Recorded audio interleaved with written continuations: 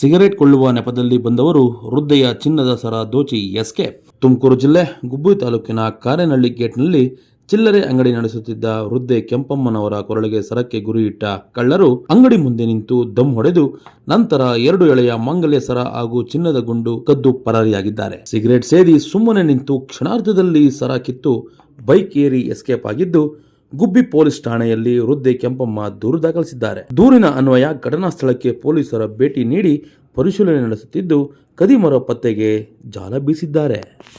ಇಬ್ರು ಬಂದಿದ್ರು, ಒಬ್ರು ಗಾಡಿ ಮೇಲೆ ಅಲ್ಲಿ ನಿಂತಿದ್ರು. ಅವನು ಸಿಗರೇಟ್ ತಗೊಂಡೆ ಗಾಡಿ ಮೇಲೆ ನಿಂತಿದ್ದ. ಅವನು ಇನ್ನೊಬ್ಬ ಬಂದು ಇಲ್ಲಿ ಸೇದಿ ಕುಂತಿದ್ದ.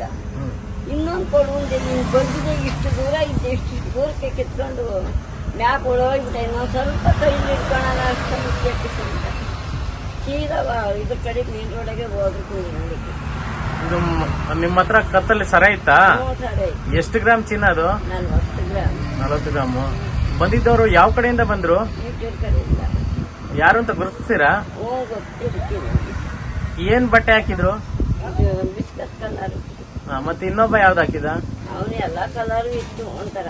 ಮೇಲೆ ನಿಂತಿದ್ದ, ಹೋಗಿ ಫೋನಾಗ ಮಾತಾಡ್ಕೊಂಡು ನಿಂತಿದ್ದ.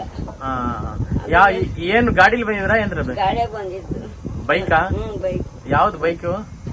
ಸಂಡಾ ಪ್ಲೇಸ್ ಅಂತಾರೆ. ಪೊಲೀಸ್ ಕಂಪ್ಲೇಂಟ್ ಏನಾದ್ರು ಕೊಟ್ಟಿದ್ದೀರಾ? ಕೊಟ್ಟಿದ್ದೀರಿ. FIR ಆಗಿದ್ಯಾ? ಆಗೈತಿ. ಮತ್ತೆ ನೆನ್ನೆ ಏನಾದ್ರು ಪೊಲೀಸರು ಏನಾದ್ರು ಬಂದಿದ್ರ ಇಲ್ಲಿ? ಎಲ್ಲ ಬಂದಿದ್ದು. ಮತ್ತೆ ನಿಮ್ಗೆ ಗಂಡ ಮಕ್ಳು ಏನಾದ್ರು ಇದ್ದಾರಾ? ಯಾರು ಇಲ್ಲ. ಹೌದಾ? ಇದೇ ಈ ಪೆಟ್ಟಿಗೆ ಅಂಗಡಿಲೇ ಜೀವನ ಮಾಡೋದು ಅಂತನಾ? ಜೀವನ ಮಾಡೋದು. ಸರಿ ಸರಿ, ಆಯ್ತು.